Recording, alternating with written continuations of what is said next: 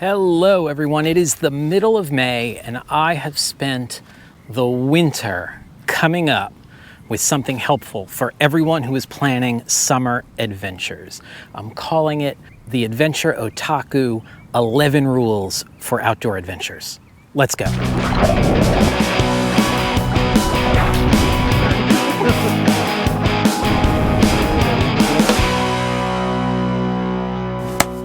Welcome back, everyone. So good to see you all. So I spent the summer working on this list and refining this list. And rules, I said rules, but if you watch this channel a lot, you know that I'm not a big fan of things written in stone. I like things to be flexible. So let's not use rules. Let's use... It's more what you call guidelines than actual rules. Yes, guidelines. 11 guidelines for outdoor adventures. And these are not specific to paddling. If you're doing other things in the outdoors, if you're rock climbing, mountain biking, hiking, backpacking, any of those things, these are just good rules that cover lots of bases. Let's go to number 1, which is safety third. Safety third is not a joke. Safety third I did a video about. It means that you are responsible for your safety. It does not mean you're not gonna keep track of the people you're paddling with or whatever you're doing in the outdoors, but working to make sure that you are safe. It includes all things safety. So first aid kits and PFDs and the 10 essentials and anything you can think of. Float plans, even if you're not floating. Anything you can think of that has to do with safety, that is rule number 1. Rule number 2, make a plan and know when to ditch that plan. I spend a lot of time thinking about plans and what I'm doing and things like that. Even if you're doing a day hike, you need to think about the plan and then where is your turnaround, and if this happens, then I'll do that. Like if the weather changes, then I'll do that. So even on simple trips, day hikes, short rides, whatever you're doing, think about, here's what I want to happen, here's my plan to make that happen. And then of course you can have big plans for big trips, but also know when to throw out that plan. Hey, the weather really isn't cooperating, we're done. Hey, I'm really not feeling well, we're done. Let's get off the bike, the boat, the whatever. So have a plan, know when to dump that plan. Number 3, this is almost exclusively paddling, but not really. The newest, least experienced paddler in the group, make them your buddy. I know a lot of groups preach, put the slowest person, least experienced person in the front. I think that's wrong, and here's why. First off, they're gonna feel like they're holding the group back because they're not fast enough, which puts a lot of pressure on them. You also don't want them at the back because then they get the short stick of the brake clock. I just made that up. The slowest paddler will get into the break last and they'll miss the bulk of the break. When I was a young hiker, that was where I lived. Like the fast hikers would call a 10-minute break and I would get there and there'd be 2 minutes left. So if you're gonna do that, at least have the break clock start when the last person sits down. But yeah, make them your buddy. They won't feel pressure to lead the group, to do the right speed. They'll paddle at your speed, or secretly you'll be paddling at their speed. So just decrease stress level for that person. They're new. They already are learning stuff and in a strange environment and are not gonna and are gonna be stressed anyway. So let's eliminate that stress. Let's move on to number 4. No. Number 4, I don't know why I always have trouble with that. Number 4, adventures should scare you a little bit. You should be scared a little bit by terrain or boat or weather or something like that, because that's how you're pushing skills. And so it's what's called type 2 fun, and I've been meaning to do a video on type 1, type 2, type 3 fun, but adventures should scare you a little bit. So if you plan a big trip and you're never like scared or feel like you're pushing your limits a little bit, you need to push it a little bit harder because that's where growth occurs. That's where skills increase.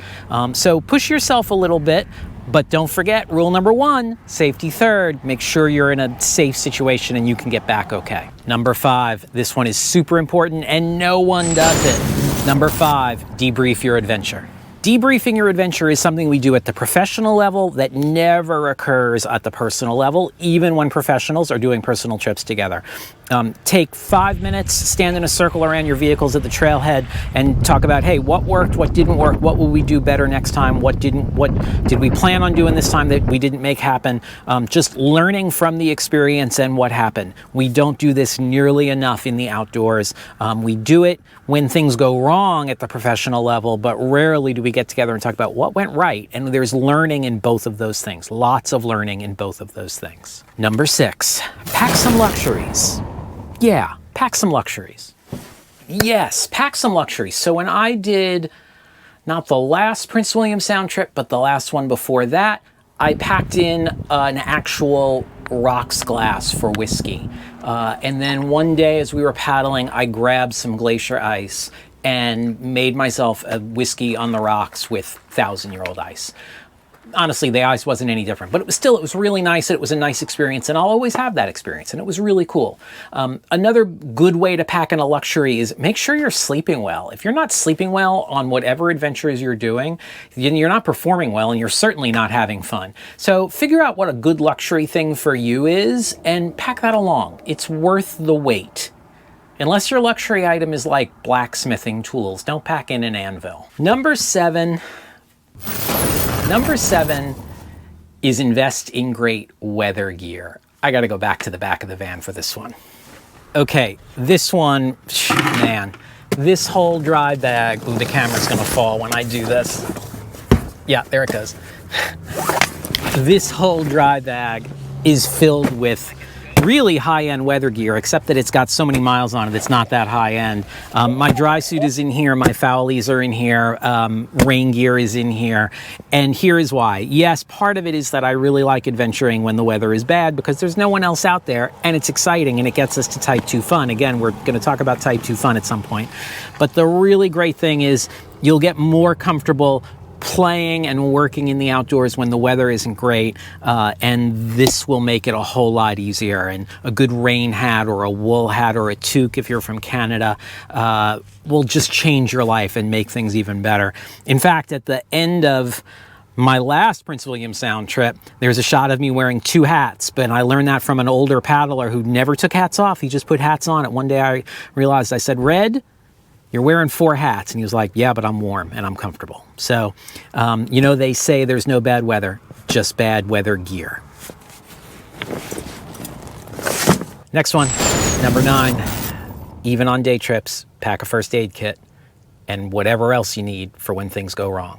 It doesn't take a lot of space. It doesn't take a lot of weight. Google the 10 essentials list. I did a video about the 10 essentials for kayaking. It's super important that you have just a little collection of the appropriate gear for when a good day goes really wrong.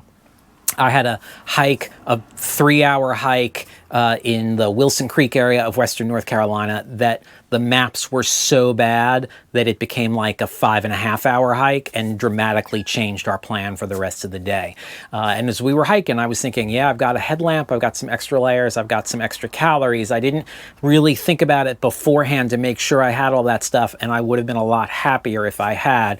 And from then on, I did. So plan for things to go wrong, even on the simple stuff. And yeah, you could say this is a little bit of tip 1, safety third, but I think it's that important. Okay, number 10, turn off your phone and your watch.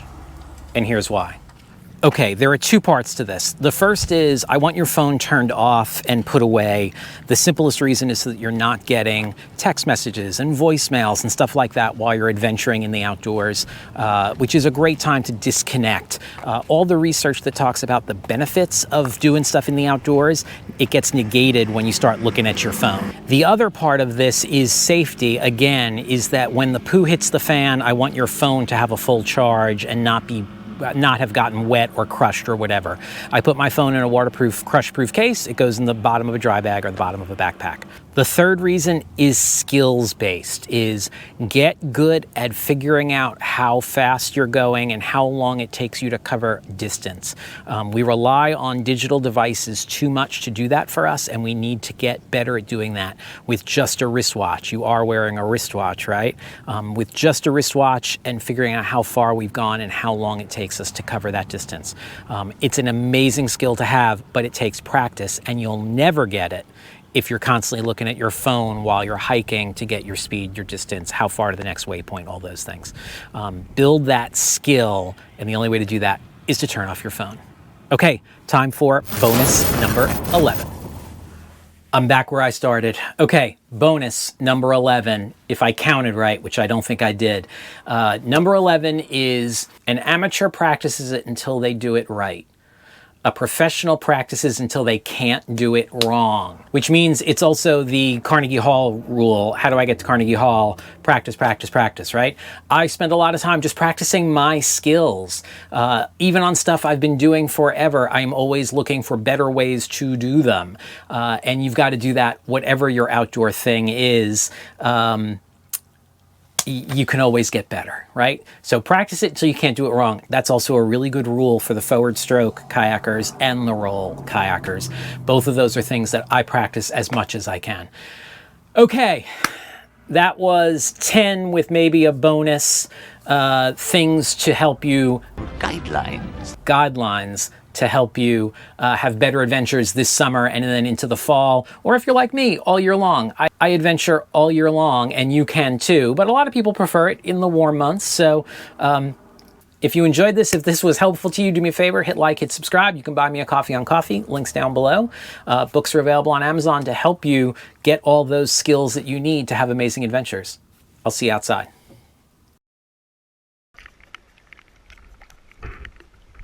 Kayak death course.